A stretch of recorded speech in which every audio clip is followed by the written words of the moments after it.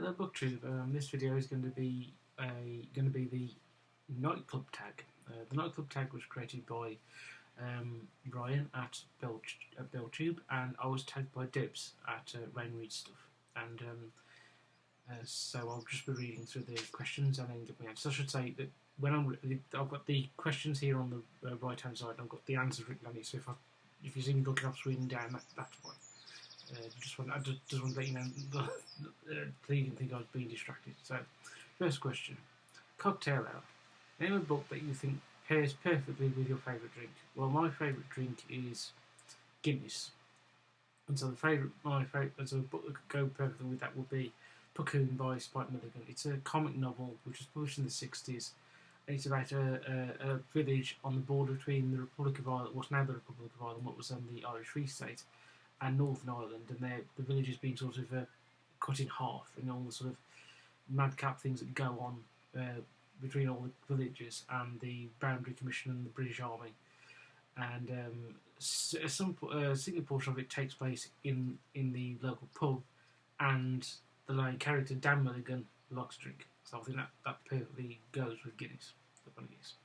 Number 2, Neon Lights. Name a book with a cover that immediately grabbed your attention like bright lights in a club. That would be Sharp Rifles by Bernard Cornwell, I should say. I can't remember. I haven't actually got a copy of that copy of the book that I'm thinking of, but the cover was of a battle scene from the end of the book where Sharp and his men are fighting off French cavalry just outside the city of Santiago de Compostela in northwestern Spain, and the scene shows Sharp and his men in a sort of small huddle firing at the French cuirassiers, who are, so for those that they're the French. So if you've ever seen the film Waterloo, they are the French cavalry who have the breastplates and the metal helmets, and they've got the mane of I think it's horsehair, or it goes back like that. It's a sort of prominent thing like that. And if you've seen any Napoleonic War films, they sort of appear when they're sort of the iconic French cavalry of the period, and they're sort of cavalry surrounding Charles. I mean, it really well really captures Bernard Cornwell's writing, and it's really sort of eye-catching front cover. You should I might point out, as I should say, are most of Bernard Cornwell's covers most of Bernard Cornwell's novels, whether you're talking about the Sharp novels or the other ones, except for more recently when they've gone for some strange sort of it's like an etching of something on the front, so a boat or a gun or something. It's not the same as they used to be, where sort of up until say 15 years ago, 10 years ago, it would be a painted cover or a painting of something. I remember there was one of them that had a painting from the Napoleonic Wars of cavalry working for ambush, and it fitted the book in question. But anyway, I've gone slightly off the topic. Question number 3. The Bouncer. What book did you put down because it just wouldn't let you in? Oh, that's easy. Blood Meridian by Cormac McCarthy. I could put any Cormac McCarthy book on here. I don't understand his popularity. I can't get. He doesn't see. It's the way he writes. It seems to make no sense. I'm currently listening to Incarcerate, which is a parody of a pulp horror novel written by Matthew Holness as his sort of well-known comedy character Garth Marenghi. And at the beginning of that book, that audiobook, there's an introduction by the character Garth Marenghi where he uses the phrase, I have always made it clear that grammar works for me. And that's exactly how I think Cormac McCarthy is. He seems to think grammar works to his rules, not that he established rules of grammar. And punctuation and that, it's just, I have no time. I couldn't get into any of his books. I've got no time for his books at all. That one would be for number 3, The Bouncer. As I say, it could be that book or any of his books. Number 4, DJ's Choice. What book would you recommend as a perfect read for somebody who is new to the fantasy genre? That would be Guards by Terry Pratchett. A very funny, very enjoyable fantasy novel, comedic fantasy novel about the Ankh-Morpork book City Watch, for dealing with a dragon and a conspiracy. It's very entertaining done. You've got dwarves, you've got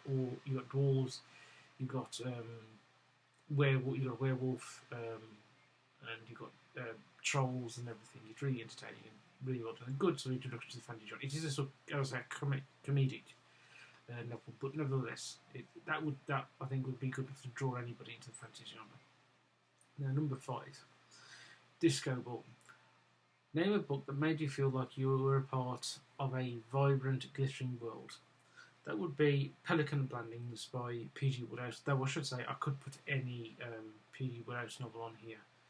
I should say that that's the same for quite a lot of the Terry Pratchett books. You could do the same there. Pelican Blandings is a sort of typical P.G. Wodehouse novel.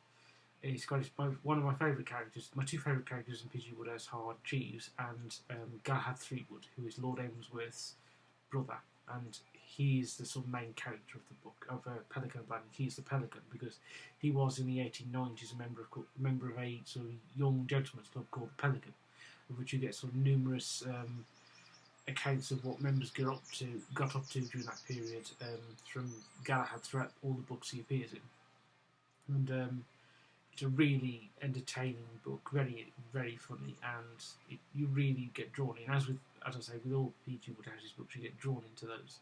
But for me, Pelican of Blandings is my favourite one there. So, right. So number 6, Dance Floor Diva. What book made you dance with excitement from first page to last? And that is From Russia with Love Free by Ian Fleming. It's the best Bond book, and it's the way it's structured, it's the atmosphere of the first part of the book, which is set in the Soviet Union, and you're dealing with characters who are intelligence chiefs within the Soviet intelligence community, all of whom are veterans, meaning that they started out in their careers in the late 20s, late 30s, and they survived Stalin, showing that they were ruthless men. And then you move on to sort of when Bond's introduced about about roughly halfway into the book. Then you see Bond in Istanbul fighting against the various Smersh people, and you've got the sort of overarching plot of Smersh trying to set Bond up to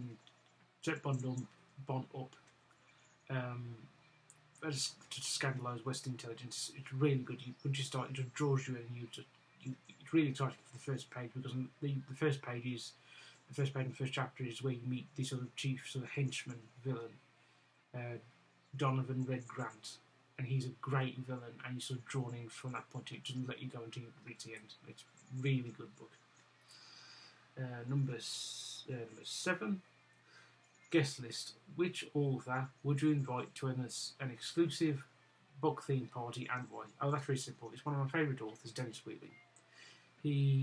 I would invite him because he is there's a biography of him by Steve Baker, which has I have some issues with. But overall, you get sort of Wheatley, pretty much a good understanding of Wheatley's life and Wheatley's character, and it becomes very clear that Wheatley was a man who was a deeply sort of entertaining man, a personally likable man who would be great to talk to. And also there's various points where he's at parties, and it's very clear that he very much is somebody who enjoyed parties and liked being around people. And I remember there was one description from, I think, the late 60s, early 70s, where there was a competition done for a fan to beat North, and Wheatley was one of them. And this fan and Wheatley took this fan.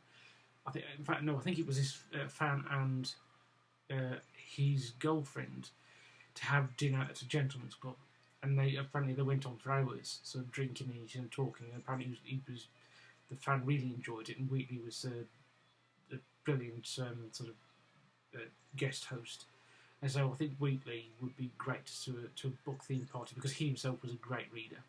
I mean, there's a very good, if you put into YouTube Dennis Wheatley, there's various sort of clips of him being interviewed by British Pathé, and there's one in his house, and both in his I think there's one in his library and one just in his living room. And in his library there's obviously bookshelves, but in his living room there's bookshelves as well. He's fairly sort of a big book reader. I can quite imagine him, if he'd been alive today, he would have a BookTube channel, almost certainly. And so So that's who I'd invite to that party. Number 8.